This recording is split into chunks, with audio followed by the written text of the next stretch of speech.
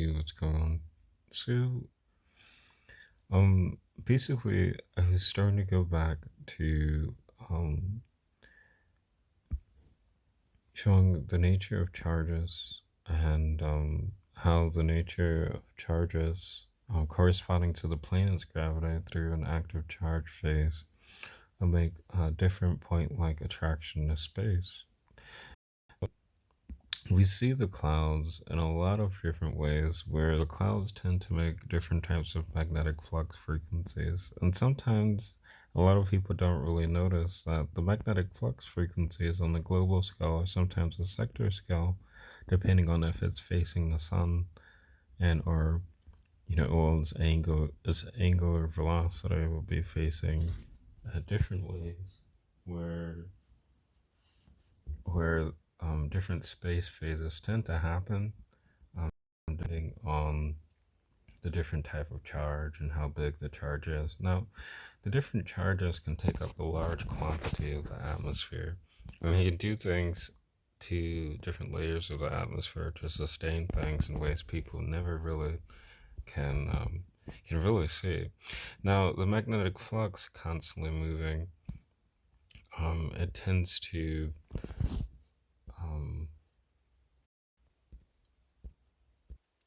travel, and it makes invisible dimensions. So it's a constant cycle of like with micro charges, where the micro charges tend to work in either one dimensional phases and or two, along with the magnetic field, um, leading to large quantities of different types of like flux and bending effects of light. The core already does it without clouds, although the clouds tend to do it in other ways. And this is how different types of charges and or accelerations in the atmosphere tend to make different types of nuclear phases. So the nuclear phases that are observed whenever different charges potentially make um, highly highly charged reactions in the atmosphere, they tend to attract a large quantity of magnitudes to to bending magnetic flux and or locking the magnetic flux and other accelerating ways. Now, other experiences that we would experience if there are the different charges of the clouds. Usually, if the clouds are highly charged and it's less neutral charges inside of the capacitor of the net charge, which would be the whole capacitor of the clouds corresponding to the size of the clouds and how many states it's covering over the country or how large the clouds are covering the globe, that many impacting factors would be how large the cells are sustaining the charges and how large the capacitor of the clouds is sustaining the neutral charges and mixing these different charge ratios. Now, the different charge ratios would express the more positive colliding, and usually when it's highly charged cells that's not really having the capacitor of negative charges and or depending on the point like type of particles and or the nuclear phase that's associated with the collisions of particles and or the capacitors of the net charge of the clouds. um, Sometimes the charges tend to reach the ground more instead of just oscillating in the sky. Although, whenever it's charges of various quantities of chemical particles and or chemical elements constantly being drifted inside of the accelerating force of the atmosphere being attracted to the different charges associated with being a charge, that the different layers of the atmosphere tend to bend and or the different jet streams tend to become attracted to that point like attraction inside the magnetic field. Now, why am I talking about this? Well, whenever there is a fire, oxygen is the most reactive element that can also sustain different types of cycles to the system, where the magnetic flux tends to express locking particles inside in a lot of different ways that a lot of people don't really I guess, observe how inside the magnetic field is being bent every single day, that the magnetic field is pretty much never the same. Other when we're getting educated by the different education systems constantly showing the North and the South Pole, that the North and the South Pole will be the standing magnetic field frequency, while the operating magnetic field frequency would be a different impacting factor of electrostatic. Now, the impacting factor of electrostatic makes ripples all over all over the globe. That it also makes ripples in space.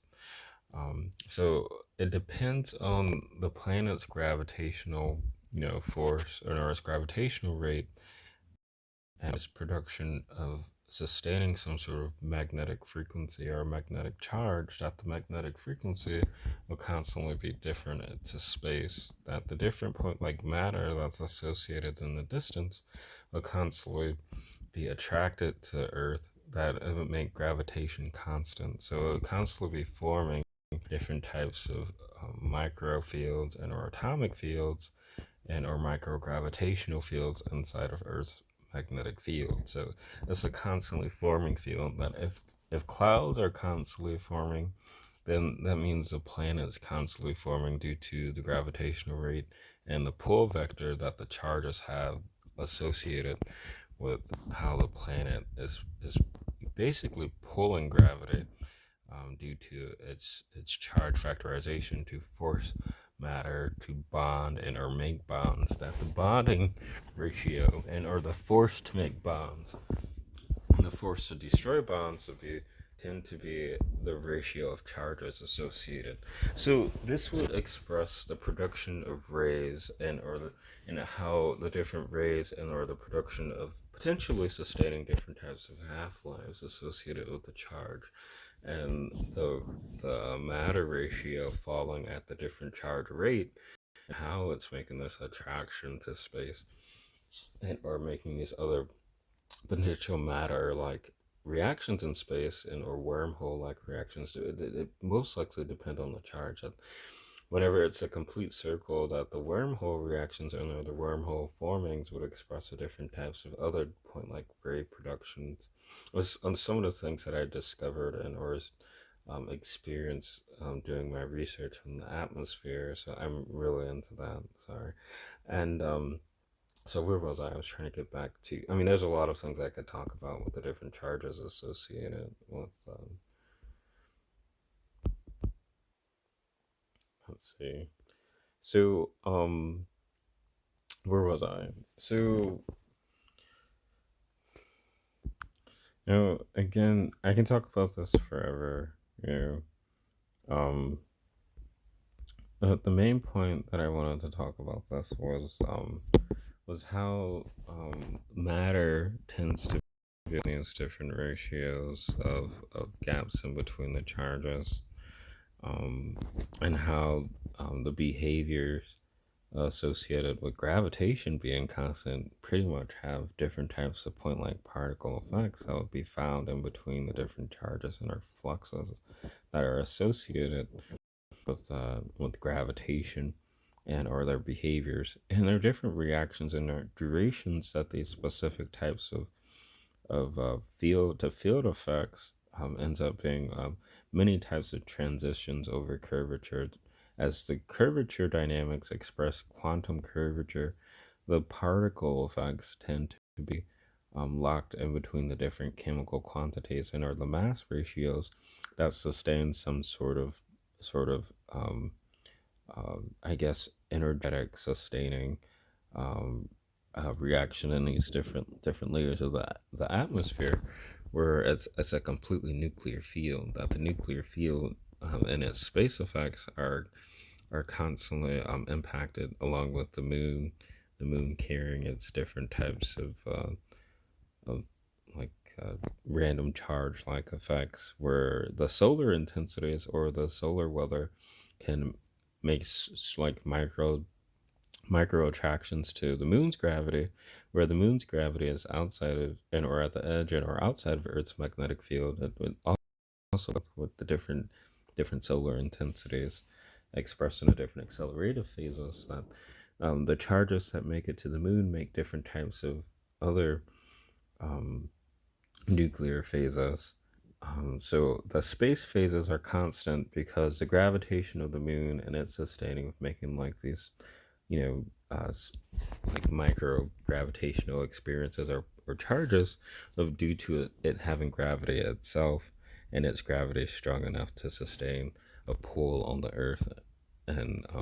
in a charge system itself. That is, it's also another nuclear mixation. So it also has a field effect itself. So it's mostly coordinated. That's the coordinator clock and the solar intensities. They also tend to make another um, extreme that solar extremes that I would have to talk about another day. I was mostly talking about the different charges that tend to either be facing the sun and or facing other planets, usually during rotation. That the other planet experiences that I mostly encountered and or discovered were throughout different types of alignments, when the different night storms, depending on the associated time where the storm would form in between the planets, were mostly different space phases. Now, these space phases are constantly new to the field, that it would be like nothing ever before, but we can't really experience the magic um, because the people constantly carry planetary drag, and planetary drag is mostly the problem that the people mostly, sustain, and we don't really get anywhere. That we don't really get to see the magic of the axis, pretty much. That it's like completely different, but we can't really get anywhere because people constantly just you know make a standstill into problems where it's like all the magic's just trapped in the field, and the different durations of how we can they're like ion gates and our gate channels, um where these ionic gate channels tend to have like these really cool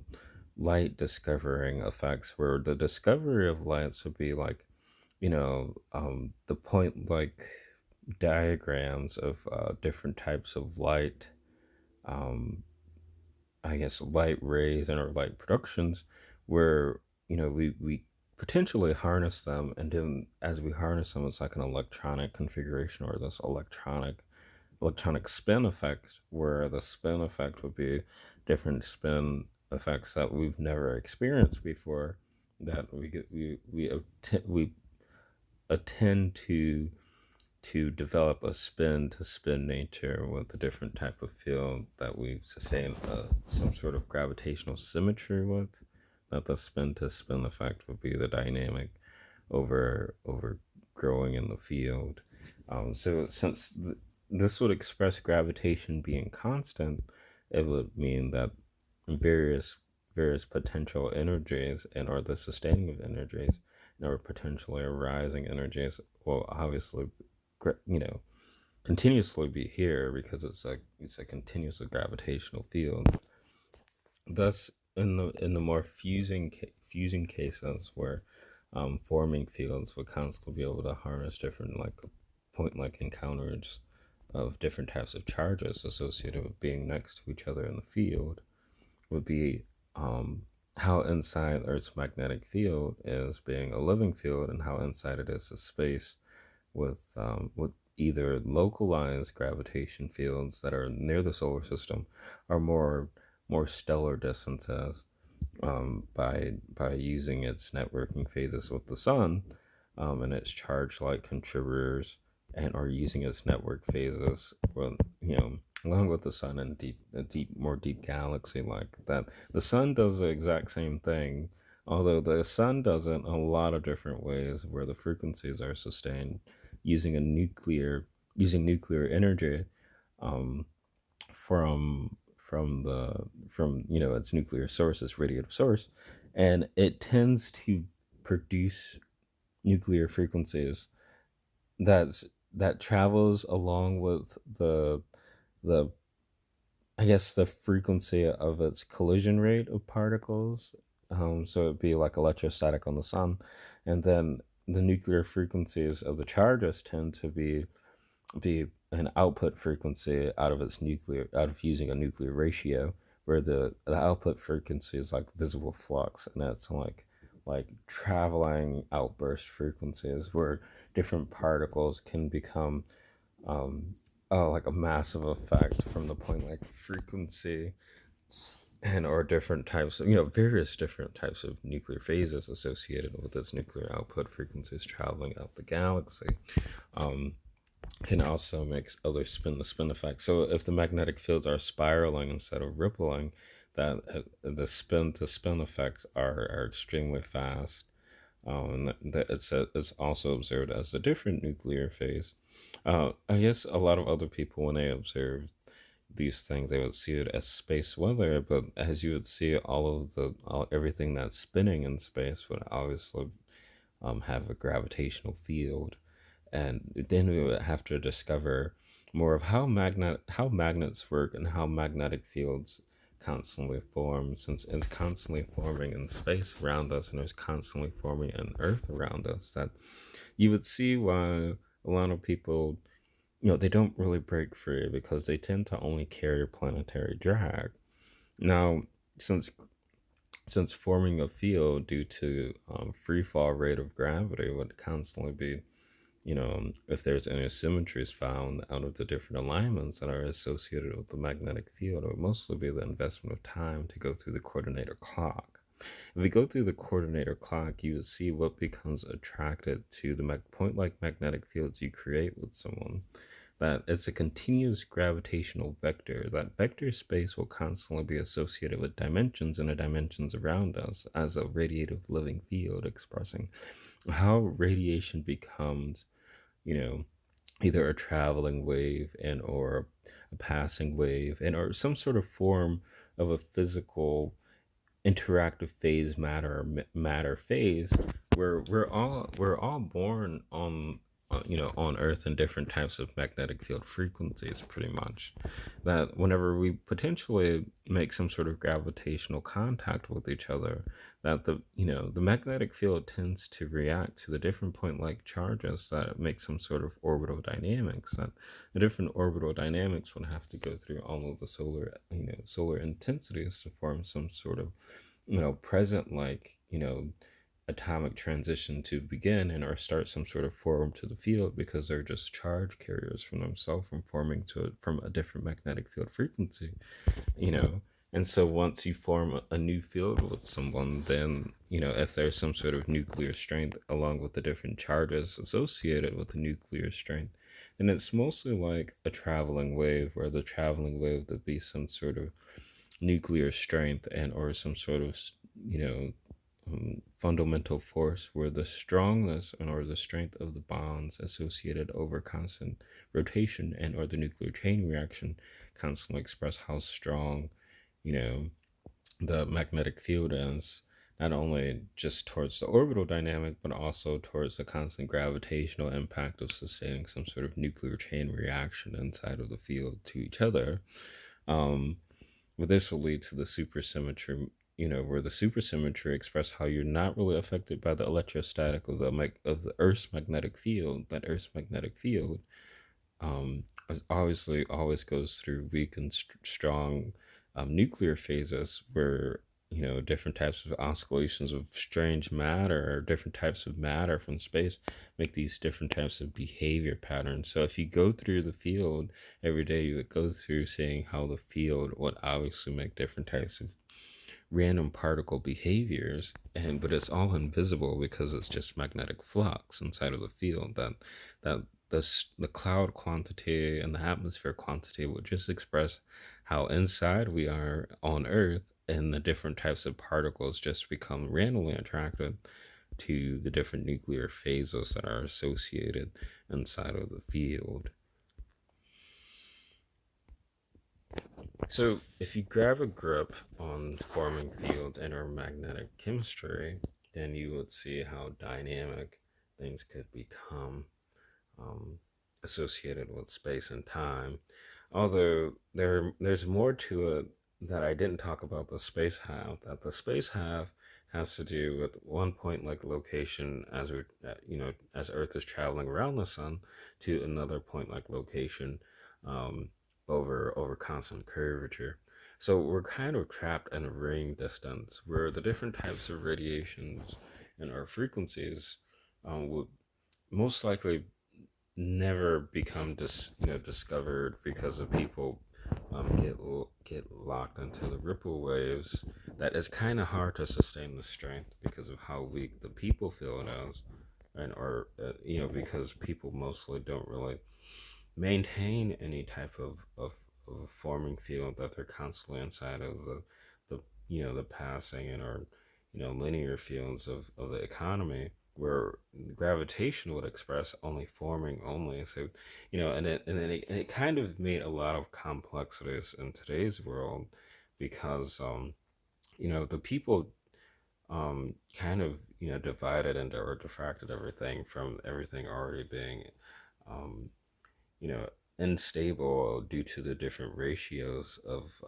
education quantities and or the different educational rates that would sustain some sort of field forming and or field discovering effect. So since gravitation can only come to it, can only ripple out the different charges that sustain some sort of I guess ionic channel and their due to different magnetic fields where particles can potentially come out of, it would be like an ion gate of these different charges that have the nuclear stability of maintaining a streaming, an attraction to magnetic flux for the magnetic flux to ripple out, because everything on Earth, um, expressing from the core,